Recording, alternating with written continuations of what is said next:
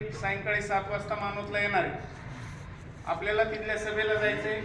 गावातून जास्तीत जास्त ती बैठकच आहे, सभा हा उल्लेख नाहीये त्यामध्ये, पण सभेचं स्वरूपच त्याला येणार आहे. कायदेशीर काही अडचणीमुळे आपल्याला तो उल्लेख करता येत नाही. तर जास्तीत जास्त संख्येनं आपण पाथरीला खूप चांगल्या संख्येनं आलतो, त्यापेक्षा जास्त संख्या जरी झाली तरी चांगले मानोतला. आणखीन आपले 5-6 जण 10 जण आपण निवडू, ज्यांना काकापुरी म्हणजे प्रत्येक सर्कलमधून 2-3 फॉर्म आमच्याकडे जमा करा. आम्ही तुम्हाला जे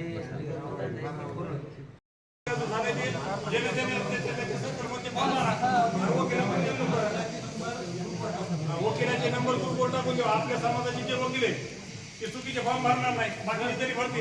त्याचे लोन पण, आणि हे सगळं त्या फॉर्म मध्ये द्यावं लागतं. चुकीची माहिती दिली तर निवडणूक विभाग त्या व्यक्तीवरती कारवाई सुद्धा करतो. म्हणजे याच्यामध्ये तर हे समाजाचं कार्य आहे, कोणी काही ऑब्जेक्शन घेणार नाही, पण आपण ते नाही पण म्हणू शकत. तर ह्या काही गोष्टी आहेत यामधल्या फॉर्म मधल्या, ह्या मी तुम्हाला प्राथमिक सांगितल्या. दुसरी गोष्ट, आपल्या गावातून आता हा ए प्लॅन आहे, जास्तीत जास्त संख्येनं आपल्याला उमेदवारी अर्ज दाखल करायचे. जसं बापूरावने आता सांगितलं की काही गोष्टी जरांगे पाटील हा उल्लेख करू शकत नाही, पण समाजाचा निर्णय म्हणून त्यांनी नकार सुद्धा दिलेला नाही. आपल्याला कुठल्याही एका स्टेटमेंट मध्ये असं म्हणले नाही की आपल्याला फॉर्म भरायचे नाही. त्यांनी सांगितलेले आपल्याला की जनतेने निर्णय घेतलाय, समाजाने निर्णय घेतलाय, आणि मी समाजाच्या पुढे नाही.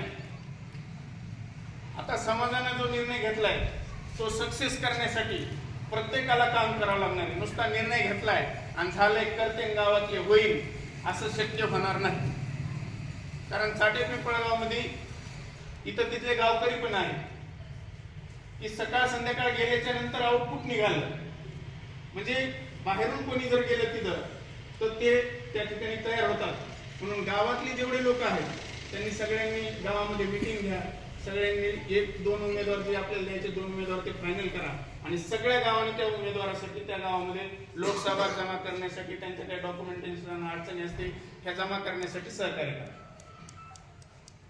दुसरी गोष्ट, आपल्याला हे सगळं करत असताना आपल्या समाजाची जी काही वकील मंडळी आहेत ती पूर्ण सहकार्य करणार आहेत. आपल्या आपल्या सर्कलमध्ये जी वकील मंडळी आहेत त्यांच्याशी संपर्क करा, किंवा आपण सगळ्यांचे ग्रुपवरती नंबर पाठवणार आहोत. ते नंबर सगळेजण त्यांच्याशी संपर्क करून ते पूर्ण फॉर्म फिलअप करून आपल्याला तिथं दाखल करायचे. जसं सांगितलं की आपल्याला पूर्ण तालुक्याचे एक दिवशी दाखल करायचे. आपल्या तालुक्यामध्ये 49 गाव आहेत. 49 गावामध्ये आपण मिनिमम 2 धरले, 100 फॉर्म आपण आपल्या तालुक्यात मिनिमम धरलेले. जास्तीत जास्त माझी अशी इच्छा आहे की जे चाटेपिंपळगावनं केलं, मशीनला लागणारे 384 400 फॉर्म पाथरी तालुक्यातून घ्यायला पाहिजे. हा चाटेपिंपळगावचा पॅटर्न जे काही निवडणूक आयोगानं पत्र दिलं होतं अख्ख्या महाराष्ट्रभर फिरताना हे जगात फिरते. आणि तोच एका जर पाथरी तालुक्यानं जर तेवढे उमेदवार दिले तर निवडणूक आयोगाचे सगळेजण इथं न्यूज बघतात, सगळे बघतात, सगळे तितकी इन्फॉर्मेशन देण्याची गरज नाही. आपण सगळेजण ऐकू त्यांच्यावरती काय काय ताण येणार आहे, त्या सगळ्या गोष्टी त्यांच्यावरती त्या आहेत. आणि जी दहाकता आहे आपली सगळे सोयरे अध्यादेशाची ही पोहोचलेली आहे, आणि ही दहाकता वाढवण्याचं काम आता आपल्याला सगळ्यांना मिळून करावं लागणार आहे.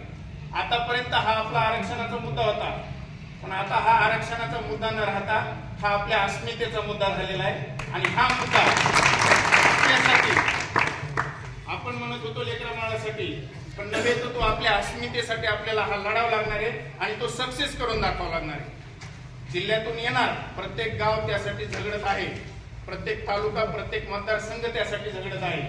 पण आपल्याला ही ठिणगी जी पडली आपल्या चाटेपिंपळगावमधून ती जर सक्सेस करायची असेल तर पाथरी तालुक्यानं